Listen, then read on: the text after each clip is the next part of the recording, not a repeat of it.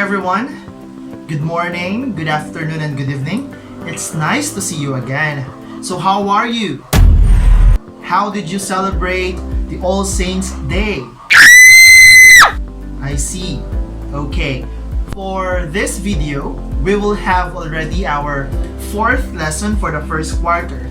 Be reminded that the first quarter has 7 lessons. So we are almost done with the first quarter. I hope that somehow my videos are helping you to understand better the lessons that you have in your modules. Please bear with me if I speak in English. Well, you have no choice because this subject is English. Okay? Now, are you ready for our fourth lesson? Well then, begin. Alright. Let us begin now the fourth lesson for English 10. Okay, so you can see in my screen that English 10, Quarter 1, Week 4 is still a learning activity sheet.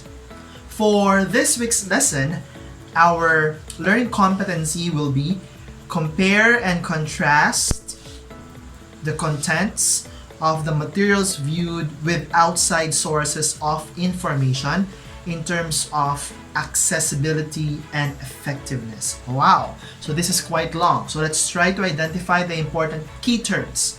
So we have compare and contrast, meaning to say we will be looking into the similarities and differences of what? The contents of what? Materials viewed. So our main focus now is viewing. Okay, and of course we will compare and contrast the contents of these viewed materials to the outside sources of information. Alright, so the title of our lesson is Compare and Contrast the Contents of the Materials Viewed. It says here that research has proven that viewing is one of the macro fundamental skills in language learning. So it's actually one of the it's considered as the fifth, one of the 5 macro skills. What are these macro skills? Reading, speaking, writing, listening, and viewing. So it's considered the 5th one. But let us not be confused, okay? Viewing is not restricted on videos and digital materials alone. Maybe you might think viewing, maybe you might think it's just video, or any other digital materials, but actually, don't get confused, alright? When we say viewing, it refers to perceiving, examining, interpreting, and constructing meaning from visual images. So when we say visual images, this could be posters, it could be photos, this could be videos, this could be quotations as well, if we are viewing them. We will be interpreting them. And this is crucial to improving comprehension of print and non-print materials. So they could also be printed or non-printed. They could be digital or the traditional ones. This is according to Carolina and Kuroda 2020. So moving forward, the International Reading Association or National Council of Teachers of English agreed that being literate in contemporary society means being active, critical, and creative users not only of print and spoken language, but also of the visual language of film and television. Alright, so it says here, to be able to become literate, one must be one must be active, okay, critical, a thinking person, and a creative one. Creative in terms of what? Thinking in terms of what? Active in terms of what? Of course, in terms of not only printed, but also visual language of film and television, commercial and political advertising, photography, and more. These will be tackled. All of these will be tackled within the video lesson today. Okay? That is why many educators integrate visual aids. You would see your teachers are using PowerPoint presentations, graphs, and figures because This is part of viewing. Alright? Similar to my video, I understand that others can learn through reading. That's through modular learning. But others prefer it more when they see someone discussing, or when they hear someone talking about a particular lesson. Many educators integrate visual aids in teaching as these help students analyze and evaluate contents, which in return make them acquire information and learn. You know, there are visual learners. There are certain people who learn more when they see something. Okay? In this compilation of learning activity sheets, students will compare and contrast contents to gain deeper understanding and connection, both in print and digital learning materials. Actually, our discussion is just short. There's just one slide about viewing comprehension strategies. Since the main focus is about viewing, since we will be comparing and contrasting what we will be viewing, okay? So here are the different comprehension strategies, viewing comprehension strategies, okay? There are actually 4 of them. The first one is before viewing or preview. Okay, you are previewing. So practice previewing. So it's one of the good viewing comprehension strategies. So practice viewing. How? You have to scan the entirety of the material. It could be a text, just like what I said, a quotation. It could be a video, an image, or other viewing materials. So you have to scan it. What is scan? Actually, scanning is one of the different kinds of reading. We have scanning, skimming, and close reading. Later on, I will be running through them later on. Okay? Number 2, during viewing. So aside from before viewing, there is during viewing, once you are viewing already. For example, this one. While listening to me, while looking at me in the video, you can actually stop, clarify, ask yourself, do I understand what Sir Steve is discussing? You can pause the video and ask yourself and try to ponder. Okay? You can infer. Suppose I did not directly discuss something about it, but based on the words that I have said, you can actually infer something from it. Okay? You can form ideas, new ideas from what you are viewing. Example, you are viewing this video lesson. So from this one, you can form new ideas about the topic discussed. Okay? Form relevant questions. One good sign that you are a critical person is when you ask something. When you don't simply accept what is being given to you. That is one sign of being a critical reader. You can also become a critical viewer if you form relevant questions. Okay? You can monitor and repair your understanding. How do you repair your understanding? You can repeat what was said. Maybe you failed to understand it in an instant, so you can actually repeat it.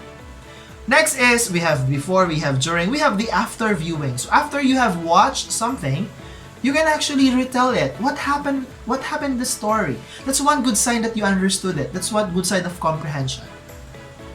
Summarize the main ideas. Yeah, you can actually summarize the main ideas. I'm actually doing this one. Whenever I read something, I'll try my best to shorten it, try to write how I understood it. It's one good viewing strategy. And then the 4th one is extended. So aside from before, during, and after, you can go beyond. You can extend.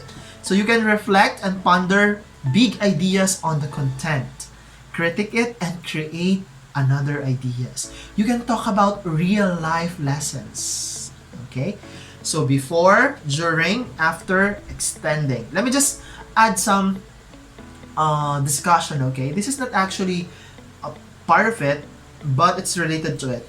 Scanning was mentioned. Just additional discussion. We have different kinds of reading. We have skimming, we have scanning, and we have close reading. When we say scan, it says here, scan the entirety of the material. What you will be doing is to search quickly for the particular information, a name, a date, or an event. Run your eyes quickly over the page or follow your finger like this. and look for keywords and clues to help you find what you are looking for. If I'm not mistaken, scanning is used when you look for the schedule. What time is your class? So you are scanning.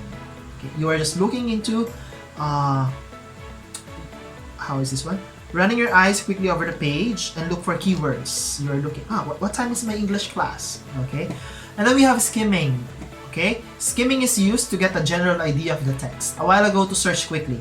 Okay. You don't have to read it word for word. You have to scan it quickly. This one, get a general idea, the main gist.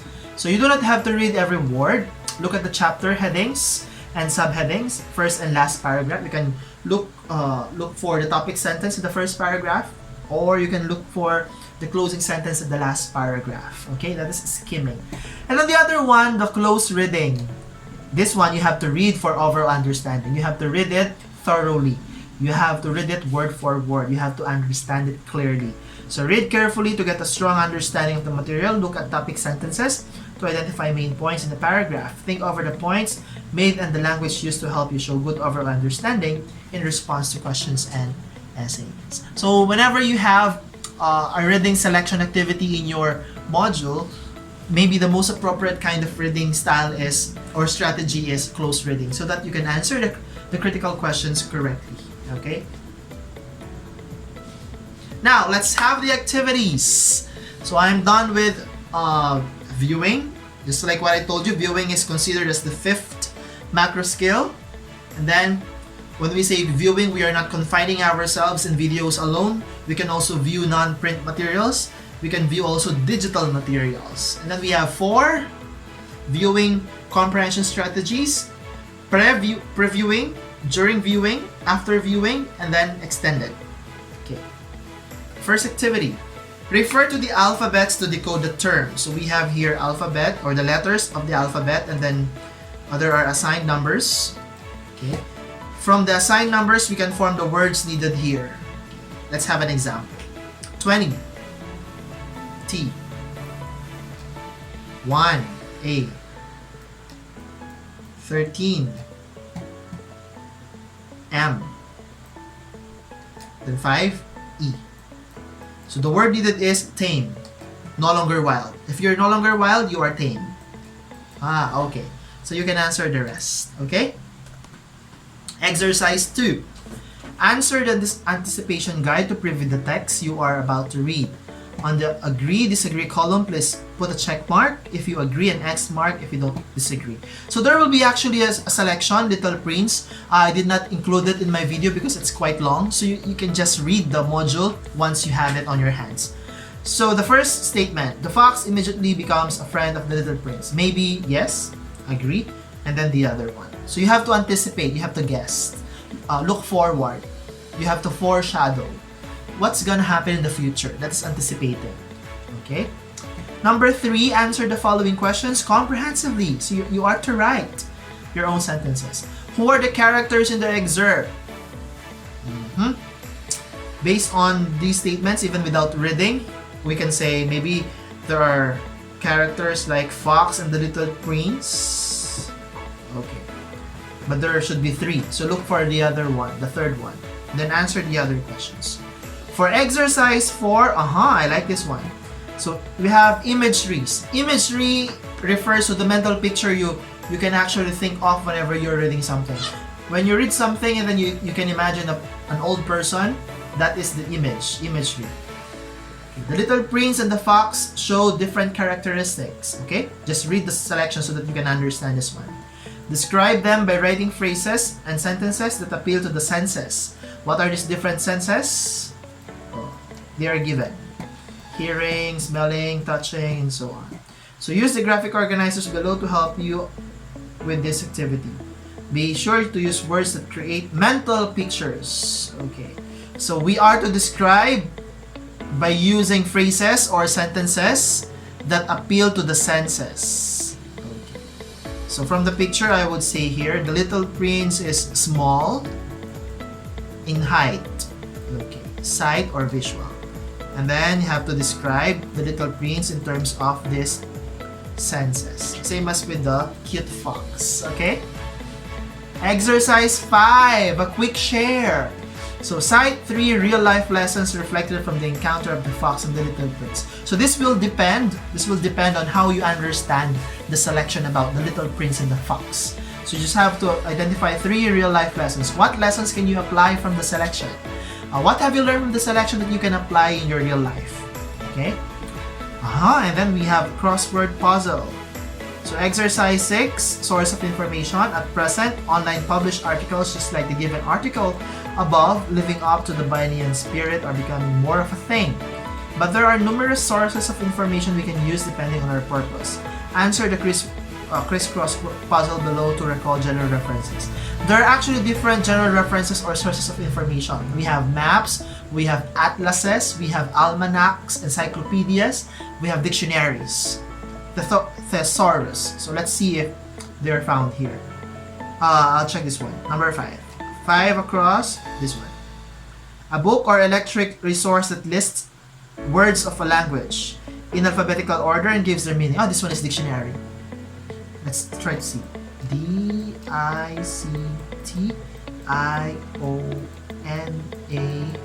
This is O. R-Y. Okay, I was correct. I was right!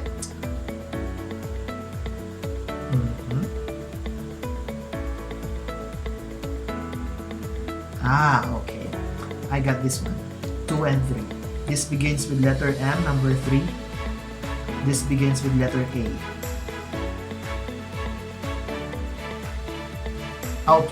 Okay, you have to guess it. And the number 7, you are to compare and contrast, just like our title of the lesson. While it is true that the internet is one of the broadest and easiest sources of information we can utilize for research and other purposes, whenever you have an assignment, you can use the internet. It's the easiest and the broadest source of information. We cannot deny the fact that printed materials provide loads of validated information too. Using a Venn diagram, compare and contrast sources of information. So kindly explain the differences and the similarities between printed materials. We're referring to almanacs, dictionaries, encyclopedias, and the internet. So what are the differences? Of course, this one is printed. This can be held. This one cannot be held. This is through the internet or computer. Similarities, source of information. Okay? Letter 8. This is the hardest, the most difficult one. Last week, you were asked to watch a movie, right? Now this time, you have to do 2 things. You have to read a book wherein this book has a counterpart movie. Example is Harry Potter. There are books of J.K. Rowling, Harry Potter, and then there are also movies of Harry Potter, so you can watch them. Classical wise, by my favorite writer, William Shakespeare, Romeo and Juliet. There are various Romeo and Juliet films. Macbeth, Hamlet, another tragic plays he had written. There are also counterpart movie. You can use YouTube, you can download in the internet. Okay, you have to read and then watch. Modern wise, I don't know if you're familiar with Percy Jackson. Percy Jackson, there's a book written, and then there's a counterpart, a movie. It was, how should I say this one? Adapted. Yeah. So it says here, note similarities and differences between something you have read, the book I was referring to, and then a movie that you have viewed. So compare and contrast. Look for the similarities and differences. Title, writer, date published, it released. Okay. Understood? Now for the reflection. What lesson activity did you enjoy answering in this learning activity sheet? So write it here. What lesson activity is easiest? Write it here. The most challenging. And you have to improve on. Okay? Alright, there you have it. Our discussion on comparing and contrasting materials viewed with outside information and so on. I hope somehow I was able to explain it. Okay? If not, just repeat this video over and over again until such time you understand it. See you again next week. Have a nice day. Bye-bye.